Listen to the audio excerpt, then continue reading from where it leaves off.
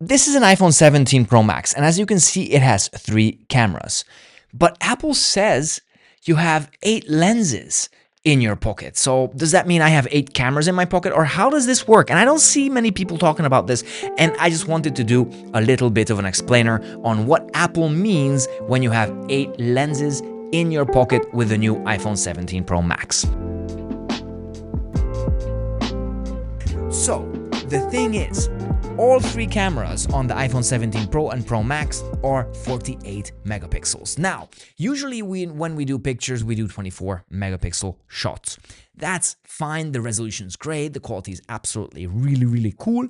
But if you want to do a really high definition raw photo, then you can use your 48 megapixel camera. This will basically make your photos file size a lot larger, but you will have more detail. And this is exactly what Apple is using in these cameras, because these 48 megapixel cameras have a lot more detail. If you crop into them halfway, which is 24 megapixels, you can still get a relatively good quality image, because that is the megapixel majority of the iPhone users use on their phones.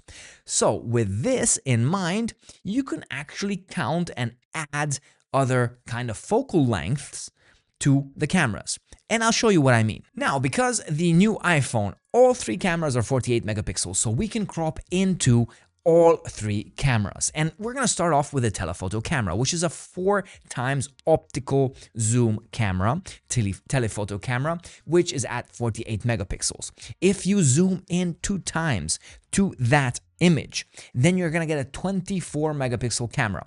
That is the equivalent of an 8 times optical zoom at a 24 megapixel image quality. So based on this, the 8 times zoom is the equivalent to a 200 millimeter lens. And then you go back to the 48 megapixel normal 4 times zoom camera, that's the equivalent of 100 millimeters. Now, if we jump over to the 48 millimeters, that's the normal camera. That's the 2 times zoom on the normal camera. The normal camera is 48 megapixels, but if you zoom in 2 times to a 24 megapixel camera, then you're gonna get the equivalent of a 48 megapixel millimeter lens. Then if you zoom in only to 1.5, then you're gonna get the 35 millimeter lens. 1.2 times zoom gives you a 28 millimeter lens, and the normal camera gives you a 24 millimeter lens. And finally, you have the ultra wide camera, which is a 13 millimeter lens, or the equivalent of. And basically with the ultra wide cameras, you can do macro shots. So you can do pictures really close, meaning they add this macro to it. So thanks to this, you're going to be able to do macro shots. That's one macro lens. You have an ultra wide lens. You have a 24, a 28, a 35, a 48, 100, and a 200 millimeter lens. That's how you get basically 8 lenses in one phone. And taking this further, if you look at the iPhone 17, where there are only 2 cameras, with the 2 cameras you can do exactly the same. You can create 4 cameras from that. You have the normal camera, which is 1 time zoom.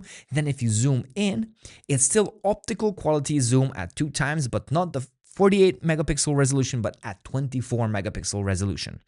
With the ultra wide, you do the same thing. You have the 13 millimeter lens for the ultra wide shot, and you have a macro camera, basically all in one. So you have 4 lenses in one camera.